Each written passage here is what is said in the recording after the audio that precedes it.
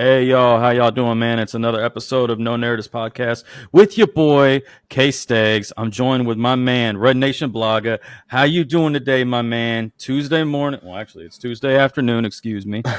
I mean, y'all see the hat? Y'all see Yeah. it? We talking Texans today, man. We talking about them Houston Yes. Texans. We gonna dive right into this first segment. Situation going on, talking about the Texans' expectations for this year. So we go ahead and jump into this real quick. They'll play Houston. So, Neek, how about their young stud? C.J. Stroud's sophomore season will end with what? Conference championship game. I think what we saw from C.J. Stroud last year was just the beginning. And they are obviously making decisions to load this team up now. The defense is getting better. They're feisty fighting in camp, which makes us all happy. I think this team is well within their window, and they're going to make a leap this season. Okay, so you've got Jets, Texans, I guess, in the AFC Championship. Dominic Foxworth on Get Up talking about the Houston Texans for this year. Their expectation is AFC Championship. I'm not actually opposed to that. With all the moves they made in the offseason, the way that last year ended, this team could seriously compete for an AFC Championship. Is it a little quick? Yeah, but I mean, what? Joe Burrow's second year in the league, didn't he have the Bengals in the Super Bowl, if I'm not mistaken? I believe so. Yeah. So I'm not disagreeing with him. Maybe I'm being a little conservative and I'm waiting to see how the team performs on paper. But what Nick Caserio and the Houston Texans front office has done this offseason has been amazing. They went out and did exactly what you're supposed to do. You've got a $60 million per year quarterback on a $5 million per year contract. Go out, spend money, put pieces around him. We're going to win right now. Our championship window is right now. So what are we going to go do? We're going to go do what we got to do. Offseason acquisitions of Stephon Diggs, Joe Mixon on the offense, and then on defense, Danielle Hunter, and the pickup of I can't get his first name correct, but it's I think it's Al-Shaair Aziz or Aziz Al-Shaair, the linebacker. I think that was an underrated pickup. He played under DeMeco when DeMeco was in San Francisco. He actually wanted to come to Houston last year, but we never offered him a contract, so he signed a one-year deal with Tennessee before signing with us in the offseason. So, and that's not even to get into what the draft has been. One player who's been turning heads in the entire for the rookie from the draft this year, rookie wise, has been the Texans' second round pick, who was their first pick because they traded their first round pick this past year. Is Kamari Lassiter, has been matching up against everybody and has been locking them down. Anytime he gets caught on or snagged on, he's right back in the mix of it, trying to get his get back. I love it. I saw the unofficial depth chart. It was either last night or this morning. It's all blurred together at this point. They've already got him listed as the starter opposite of Derek Stingley. So yeah. I thought that's pretty incredible.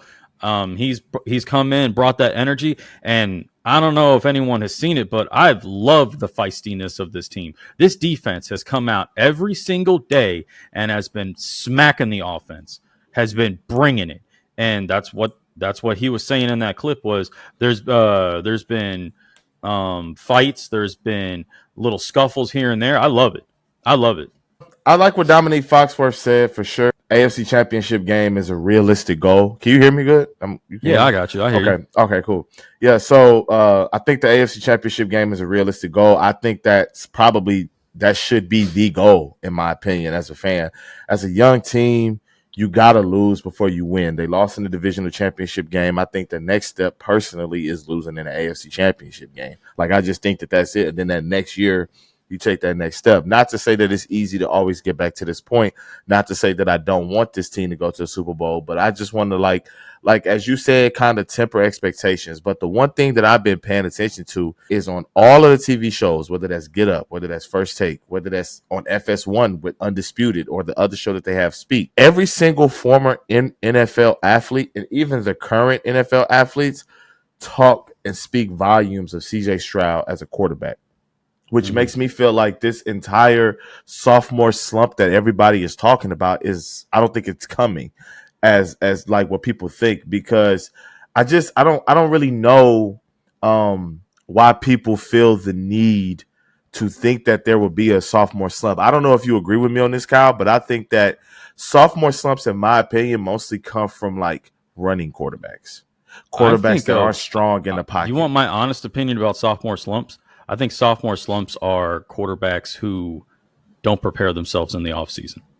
Honestly, that's what they have. What sophomore slumps are specifically with quarterbacks, but not just quarterbacks, but going across all sports is other teams now have film on you. They're now able to watch film on you specifically throughout the entire offseason. So you now have to be able to prepare for that, but also improve on what you may have struggled with in the previous season.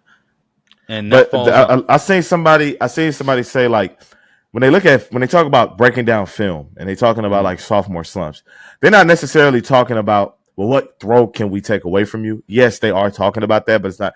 They mostly looking at what formations did Bobby Slowick use last year? What were the when they got 15 to 20 plus yards? What formation were they in? When they ran the ball, what formation were they in? Well, what can we take away from you? They want to be able to identify what can we take away from you, and what more can we throw at you? You are going to be a second-year quarterback, so that means you're still considered young. Don't get me wrong; you're now considered a veteran. Young. You're not the rookie anymore. You're considered a veteran, but you're in your second year. What can we take away from you that worked last year, that you were successful with last year, and what can we throw at you on top of that? What other coverages did you not see, or did you struggle against, and what blitzes can we see or can we use against you? What can we take away from CJ Stroud, and what can we throw at him that he hasn't seen or he struggled with last year? I think that's where the sophomore slump comes into play at. CJ Stroud said it himself. He said that was the longest offseason he ever had. He finished with his collegiate career after Ohio State lost that amazing game against Georgia in the semifinals game. I know you're not a college football fan, so I'll spare you those details. But and then after that, he went directly into preparing for the NFL draft or the NFL Combine. Then he had the NFL Draft, and then after the NFL Draft, he was already doing rookie mini camps and rookie OTAs and rookie this and rookie that. And then he was into the training camp, and then he was into the season. He said he didn't really ever get any downtime. How did his downtime in year two or in his second off season in the NFL? What is that going to take away from him? And it's not just him. It's other players as well. We're talking strictly CJ Stroud, but there's also other second-year players.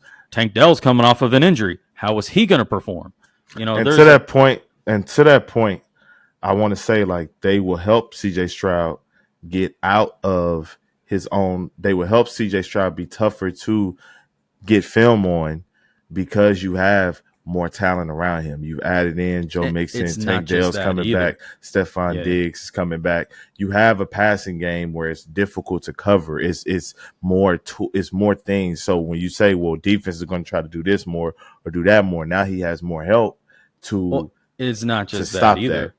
It's not just that either. You want to put sophomore slump on the player. It's not just the player. You have to look at the coaching staff. Is the coaching staff going to put him in a position to not have that sophomore slump? Are they going to put him in a position to make easier reads or to make easier decisions when it comes to the offense when it's being played? Bobby Slowick staying when he could have taken a head coaching job. That was a big move because this could be the situation where CJ Stroud could really have a sophomore slump if Bobby Slowick moved on to another team to be the head coach. And he's having to learn an entirely different system, offensive scheme, offensive system. CJ Stroud has a sophomore slump. I don't think Bobby Slowick is going to get a head coaching job because it looks bad on you as well. So I don't 100%. I think that the most ideal thing you want is for Bobby Slowick to get a head coaching job because that means that CJ Stroud was successful. The offense was successful, and that more than likely means the team was successful. And then we're in the AFC Championship game talking about what Dominique Foxworth was talking about on Get Up. Yeah. So I just think that you have to lose first, in my opinion. Like you have to lose first before you reach the ultimate goal. And not to say that I want to lose because it's extremely difficult to get back to that point. And the offseason is long as hell. You know what I'm saying? Yeah. Well, it's long as hell after a loss. Well, it's long as hell after a loss. I mean, injuries can happen. It's been a long time in Houston since we've had this kind of hype around our football team. It's been a long offseason just because we're ready to see football again. I remember when we had to go through, the Deshaun Watson scandal, the Davis Mill, the David Culley, the Lovie Smith eras, and even some of the Bill O'Brien eras where it was just like, you know what? I'm okay on football for now. I'm not in a hurry for it to come back. Now it's like, yo, we've got a superstar head coach who everybody loves him. He's brought a culture into this team, or into this franchise, into this city for that matter. You've got a GM who looks like he's got a head on his shoulders, which is nice to have for once, because that's one thing we have not had in Houston. Now we got a quarterback who is feisty and competitive. I don't know. I'm liking it. I'm ready for it. I don't know. What you think? Shit, let's just get to the next topic. What's the next clip that you have? Next clip I have is from the MVP odds on First Things First. Okay. Go ahead and dive into this real quick. Go ahead and play this. Top 6 MVP candidates, all quarterbacks. Mahomes in the driver's seat to take home his 3rd MVP, and right behind him is CJ Stroud. How about that? He's moved up in the ranks considerably. Oh, look at much maligned, always unfairly criticized Josh Allen. And then Jordan Love and Lamar. So here's the interesting thing, and I had Josh pull this up, because we all love CJ on this show, but I asked him to make a sophomore slump graphic of notable rookie seasons. Herbert went down a little bit in passer rating, but not much. Baker went down considerably, and he always had a lot of coaching turnover. Dak had a stellar rookie season and came back to earth. I'm going to go ahead and pull that graphic back up. That way the viewers can see what we have going on. Go ahead. Take it away. The 2024 MVP odds, they have Stroud at 2nd. To be honest with you, I know that this is a dialogue. I know that we're talking about sports and football, and this is the first real taste of like Texans football, Texans talk since the Super Bowl. CJ Stroud, I could care less about the MVP, bro. I'm not going to lie to you, because all of these guys, Lamar has 2. He has 0 Super Bowls. He has 0 Super Bowl appearances. He has 1 conference championship appearance in his career. Jordan Love's just getting started. Joe Burrow's been to the Super Bowl. He has 0 MVPs. Josh Allen has 0 MVPs, also never been to a Super Bowl. Patrick Mahomes is a golden standard. I would rather be Patrick Mahomes while another quarterback racks up MVPs than be the quarterback that's racking up MVPs like Aaron Rodgers, who has 4 and can't get back to the Super Bowl and hasn't been since 2010. Like, that's just my opinion. I'm happy with the odds. I'm happy that CJ Stroud is 2nd, because that shows that a lot of people have faith on him and he's easy money right now. But at the same time, me and you are both Texans fans. So at our core, we're going to be a little bit patient, a little bit pessimistic, and a little bit weird. It's a little bit of uneasiness with us when it comes to Texans and good news, especially when the season is still a month away. So I think that we kind of tempering our expectations a little bit, and we just want to see it play out first before we go over the board and crash out. So that's my opinion on it. I'm happy that Stroud is number 2, but yeah, I really don't care. I mean, at the end of the day, the MVP is an individual award. I think CJ Stroud would be the first to say I'd much rather have the wins. I'd much rather be holding the trophy at the end of the year. I'm right there with you on that. If we're going strictly based off of just talking about this particular subject or this particular narrative, I agree with the players on this list. I don't agree with the order of the players on this list. What would be your order? My order would be, I'm perfectly fine with Patrick being number 1. I mean, obviously. By the way, my order, I would like the order. I would leave it like this, to be honest with you. But go ahead. No, I mean, this is just me being fair and realistic. Patrick number 1. Yeah, I would have Patrick number 1. Lamar's the reigning MVP. The fact that they've got him tied for 5th is diabolical in my eyes. But you know why, though, right? They're going to hold his last playoffs against him. No, he's not going to win another MVP until he gets to a Super Bowl at least. So we've talked about this. We've talked about this when it comes to the NBA. Is the MVP in the NFL a regular season award, or is it a? It is. It's a regular season award, but they will hold the voters will hold performances against you. If even knowing that it's a regular season award, they will hold your postseason performance against you, and you will never win it again unless Lamar will never, no matter, he would have to have the only phenomenal season in the NFL in order to win that trophy. Because as long as because all the voters are going to think is same old Lamar. Killing it in the regular season, postseason he gonna flame out. They are not going to give it. They at least this year, I'm almost willing to say there's nothing that he can do to win the MVP. That's how far I'm willing to go. But go ahead. You said he'll be number 2 for you. I got him at number 2. I've got CJ tied with Burrow at 3, and I've got Josh Allen tied with Jordan Love at 5 and 6, I guess is what it is. Reason why I got that is, don't get me wrong, I love CJ. Like I said, I love CJ being on this list. Like you said, he's easy money. It means he's garnering the respect around the league and by the voters. But he was a rookie last year. We're going based off of one rookie year. Let's see how he progresses. Let's see how he does in year number 2. I also was saying let's give respect to Lamar. At least he's the reigning MVP. The fact that he's the reigning MVP, he should at least be in the top 2. I understand your logic. I would leave Joe Burrow there because Joe Burrow got hurt last year, but he was still doing Joe Burrow things before he got hurt. I'm dropping Josh Allen back because he lost his number 1 target in Stephon Diggs. He lost his number 2 target in Gabe Davis in the offseason. So now they've got rookie Keon Coleman, who, don't get me wrong, I think is going to be a great wide receiver for them, but you don't know how he's going to do his rookie year. And then your most seasoned, experienced receiver is Curtis Samuel, who, I mean, he's a solid receiver. I think that sets up the narrative. I think all of this, I like your point because you are not being narrative driven and you are not looking for stories. You're looking for football takes, which I respect. The reason why Josh Allen is number 3 is because if they do anything remotely close to winning this year and Josh Allen is like the quote unquote main reason, you're going to hear this a million times next year. And you heard it here first. He has no help. He's the only one on that offense. He has no help. He's 85% of his offense. He's 90% of his offense. He has Curtis Samuel. He doesn't have this. He got a rookie in Keon Coleman. That's what they're going to do. That's why he's number 3, because the narrative they want. I'm going to tell you who the 3 that they want to win. I'm not saying that these guys will win. The 3 that they want to be in the running to win or to flat out win is 1, 2, and 3. No. Not in my opinion. In my opinion, Stroud, Allen, Love. That's the 3. Love plays for the Green Bay Packers. They want him to be the next great. They want to have that Packers storyline of, they went from Brett Favre to Aaron Rodgers to Jordan Love. Speaking of Jordan Love and the Green Bay Packers, he just agreed to a 4-year, $220 million extension yesterday, if I'm not mistaken. So congratulations to him.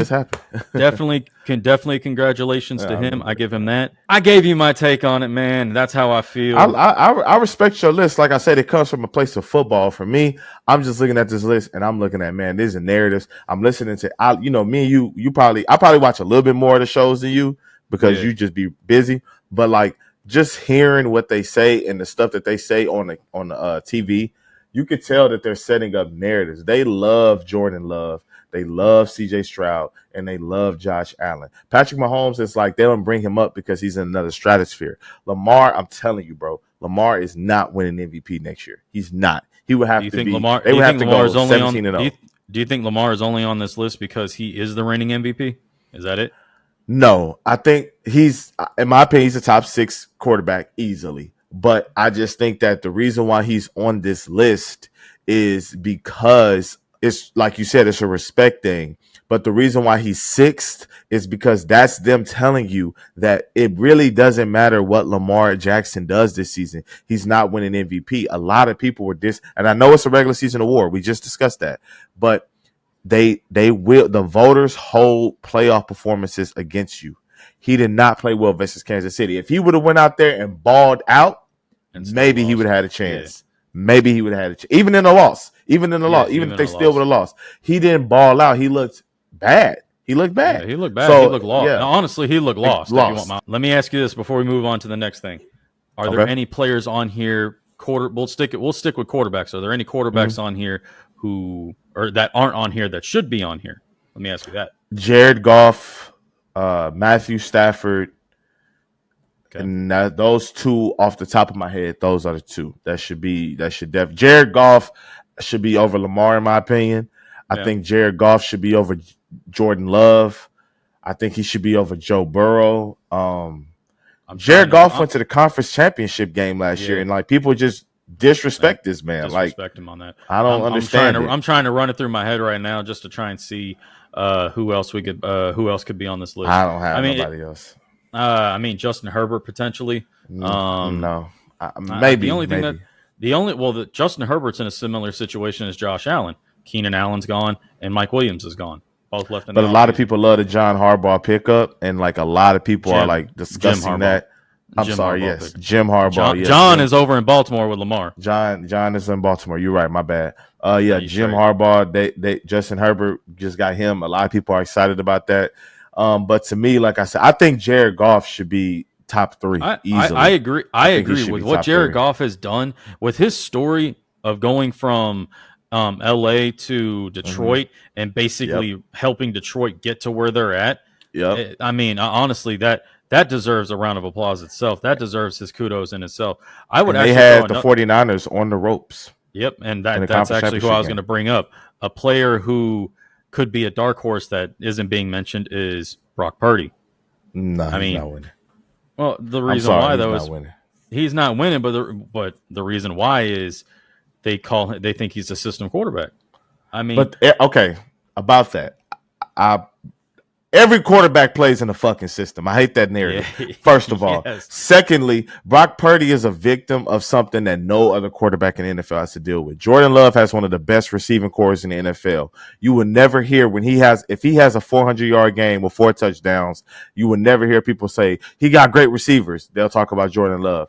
CJ Stroud has a great receiving core. You would never hear people say, "Oh, CJ Stroud is the receiving core." But when Brock Purdy has the great games, they bring up Kittle, they bring up Debo, they bring up Ayuk, they bring up Christian McCaffrey. It's like he's the only quarterback to not be allowed to have great weapons. But the reason why people hold that against him is because of where he was drafted. He was literally the last pick in the draft. That's it. That's the only reason that to Kyle Shanahan. Correct. That's the only reason because he's Mr. Irrelevant from 3 years ago. For sure. That is it.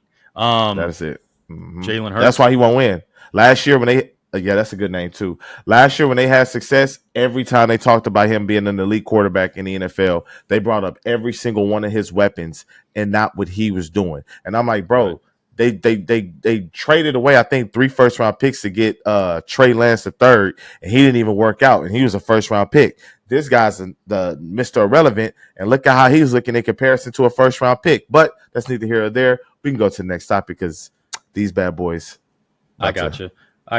No, that's strong. And like you said, it's hard for me. Me and Perk did a podcast together, and I think 2 years ago, Perk, remember we was talking about Ant? And I was like, Ant the next one. And you was like, yeah, he the next one. Yeah. I think it's Ant.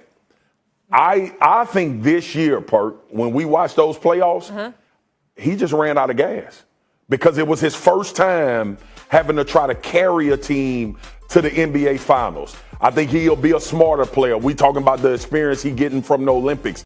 No, I think it's going to be CJ. I think it's going to be CJ. It's interesting when they compare NFL and NBA. So what you got? Yeah, it was actually a good topic. That's actually that actually surprised me. Like I was excited to see because First Take always talk about the same shit. That was actually a new one. I actually like that. First of all, I like the topic, the CJ Stroud versus Anthony Edwards. That's a great dynamic. Very hardly ever used football in NBA. But I think CJ Stroud is closer. CJ Stroud has the more favorable contract. He has the more favorable weapons. And I think that the Texans are, it's going to sound ridiculous considering where Minnesota season ended and where the Texans season ended, but I think the Texans are closer to a championship than the Minnesota Timberwolves. The Minnesota Timberwolves went to the conference finals. I don't think that they get back there next season, and I don't think that Anthony Edwards takes Anthony Edwards would have to take a Michael Jordan-esque type leap, leading the league in scoring type leap to get to that next level. And the Wolves are hamstrung by contracts. They can't make moves. There's not a lot of ways to get better for them contractually. They have to get through the draft. And when you go into the conference finals, you're not drafting that high. They did get Rob Dillingham, so that was a good trade for them. I mean, that was a good pick for them, even though San Antonio picked him for them. But I just don't think Minnesota's going to get back to that point this season. I think CJ Stroud and the Texans are closer to a NFL championship, to a Super Bowl championship than Anthony Edwards is. But I may be a little biased. Well, I'm also going to be biased, but I'm going to be biased for a different reason. Okay. Anthony Edwards and the Minnesota Timberwolves were there. You want to know why they didn't win? Poor coaching and poor execution down the stretch. They were in every single game against the Dallas Mavericks. True. Fourth quarter, they lost every single game. The only game they didn't lose was when they had the blowout. Game 4. Game 4. The 4 games that they lost, they were leading going into the fourth quarter, or it was less than a 2-possession game. 2-3-point game, yeah. They lost in the fourth quarter because of poor execution, because of poor coaching. That is why. That is why I believe C.J. Stroud will have a much better opportunity, because he has better coaching. I think his coaches are going to put him in a better position. And then on top of that, he's got that competitive edge. Now, I'm not taking that away from Anthony Edwards, because I know he's competitive. He's competitive as hell. But you can see the way the team responds to C.J. Stroud on the field. I don't know if the Timberwolves respond the same way with Anthony Edwards. You got a lot of personalities there. You got Cat. You got Rudy Gobert. You got Mike Conley. You've Jaden McDaniels. Jaden McDaniels. Yeah. I mean, you got different personalities there. You got people who, I mean, heck, and at one point in the game, you had Cat over there hoisting up 3-pointers like he was Kevin Durant. I mean, I don't know. Yeah, I think that I'm definitely only biased. thing about the coaching thing is, until we see the Texans in that type of environment when it's nut check time and it's the critical moments. That's true. And you need a drive to go down in halftime and maybe get a field goal or a touchdown. Are you going to call that timeout, or something critical happen? Are you going to throw that challenge flag, or the Texans defense might need a win? Or you might need to stop the other team from getting into field goal range. Are you going to play 10 yards off the line of scrimmage and let them get free releases? Like, that's when you will know what the coaching staff would be. So I'm going to give the edge to the Minnesota coaching staff right now, just simply because we saw them. Even if they failed in that situation, we saw them in that situation. We've never seen the Texans coaching staff in that situation. And D'Amico did a lot of dumb shit last year too. I chalked it up to rookie coach, but the Atlanta Falcons loss and the Carolina Panthers loss were two bad losses. The Atlanta Falcons losses, he was paying guys 8, 9, 10 yards off the line of scrimmage when all they needed to do was get a field goal. That infuriates me when any coach does that. Any coach. So I do think that CJ Stroud will win first, though, and you said CJ Stroud will win first as well, man. So I'm excited. I think we're gonna have some fun. You know, I think that it's gonna be a good season for both teams, for both players. But I do think the Texans will go further because it's football, and I just think that right now we are set up better. You said it yourself. It's much harder throughout a NBA season. You know, I think the NBA season is longer than the NFL season, if I'm not mistaken. And then you got to look at it across the board. The Western Conference is always going to be the tougher conference, and teams are getting better. Teams have gotten better. Look at the NFL, the AFC dynamic. The only thing that's really changed is the Texans have erupted onto the board, and they basically swapped places with Jacksonville for the most part. So right, yeah. Well, we're gonna see, man. I mean, shoot. Hey, episode 12 is in the books. Kyle showed me something brilliant, y'all, over the weekend, and I'm about to move it forward. So I'm just appreciative for Kyle because he always coming through for me with the technology stuff when I need questions and I have questions and stuff like that. So I appreciate you again, man. 31 minutes, episode 12. This is a good one. Football season is on the way. We about to go up. We're going to start doing shit outside of just sitting down and recording. We're going to be out there. We're trying to get to tailgates. We're going to have our NNP gear on, so look for us. It's going to be fun. We're going to be tailgating with y'all, drinking with y'all. That's what we're trying to do. We're trying to get content, and get this YouTube channel growing and get this community thing growing and percolating. That's for damn sure. That's for damn sure. We want to get content out there for y'all. We want to get y'all some entertainment. We want to show y'all our goofy side. You know, we don't want to just be us sitting behind a desk, and that's what everybody doing. That's what everybody's doing. That's what everybody doing. We want to get out there, interact with y'all, hear what y'all got to say, hear what y'all want to say, get y'all's voices out there for other people to hear. Come on now, y'all. Facts. We got y'all. We got some stuff in the works for you. We taking bad opinions and good opinions. We taking all of it. So I can't wait. But all right, man, we out.